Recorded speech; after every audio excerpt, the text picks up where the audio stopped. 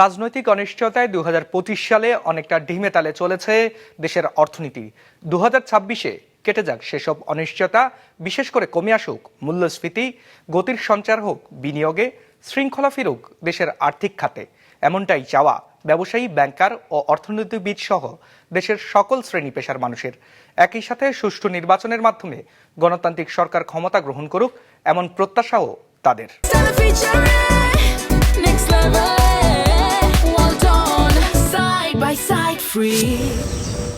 নানা ঘটনা প্রবাহে শেষ হয়েছে ২০২৫, এসেছে নতুন বছর, উঠেছে নতুন সূর্য।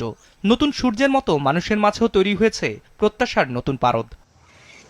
নতুন বছরের নতুন আশার সঞ্চার হয়েছে কাঠমিস্ত্রি আশরাফ প্রধানিয়ার মাঝেও। তাই তো সূক্ষ্মভাবে পরিমাপ করছেন কাঠের, আর প্রত্যাশা করছেন ব্যবসা ক্ষেত্রে কেটে যাক ২০২৫-এর কালো ছায়া, সুবাতাস বয়ে যাক নতুন বছরে। ব্যবসা বাণিজ্য ভালো ছিল না এবং আমরা অতটা করতে পারি না, লাভজনক কোনো কিছু করতে পারি না। এখন আমরা আশা করি ২০২৬-এ যেন আমরা ভালো ব্যবসা বাণিজ্য করতে পারি। এক এক খাতের উদ্যোক্তাদের প্রত্যাশার মাপকাঠি এক এক রকম। এই যেমন চামড়া খাতের ব্যবসায়ীদের প্রত্যাশা কমে আসুক ব্যাংক ঋণের সুদহার, বাড়ুক বিনিয়োগ, স্থিতিশীলতা ফিরুক দেশের রাজনৈতিক আবহে। 25-এ যে প্রবলেমগুলো আমরা ফেস করেছি, আমরা আশা করি যে 2026-এ গভর্নমেন্ট আমাদেরকে ব্যাংক ইন্টারেস্টটাকে ইমপ্রুভ করবে এবং ওয়ান ডিজিটে নিয়ে আসবে। আমাদের এক্সপোর্টটাকে যে স্মুথলি আমরা করতে পারি সেই ধরনের সাপোর্ট গভর্নমেন্ট দিবে বলে আমরা আশা করি। আর পাট খাতের ব্যবসায়ীরা চান রাজনৈতিক স্থিতিশীলতা ফেরার পাশাপাশি পণ্য বহুমুখীকরণে দেয়া হোক বিশেষ জোর। $1 বিলিয়ন এক্সপোর্টটা আছে, এটা 3 বা 5 বিলিয়ন ডলারে নিয়ে যাওয়া সম্ভব। সেক্ষেত্রে আমরা প্রস্তাব রাখছি সরকারের কাছে একটি কৌশলগত পরিকল্পনা ঘোষণা করা, যাতে নীতি সহায়তা সহ উদ্যোক্তারা উৎসাহিত হয় এবং বড় বিনিয়োগ করে। বড় বিনিয়োগ করা ছাড়া কিন্তু এই ভ্যালুডেড প্রোডাক্টগুলি উৎপাদন এবং রপ্তানি করা সম্ভব না। দেশের অর্থনীতির সবচেয়ে বেশি অবদান রাখা তৈরি পোশাক খাতের উদ্যোক্তাদের চাওয়া সার্বিকভাবে গতি ফিরুক দেশের অর্থনীতিতে, সহজ হোক পরিবেশ, বাড়ুক ব্যবসা।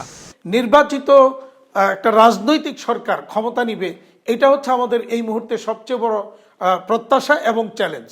এবং সেটা যদি সুষ্ঠুভাবে সুন্দরভাবে সম্পন্ন হতে পারে, আমরা খুব আশাবাদী যে নতুন সরকার এসে এই সংকটগুলির সমাধানে সচেষ্ট হবে।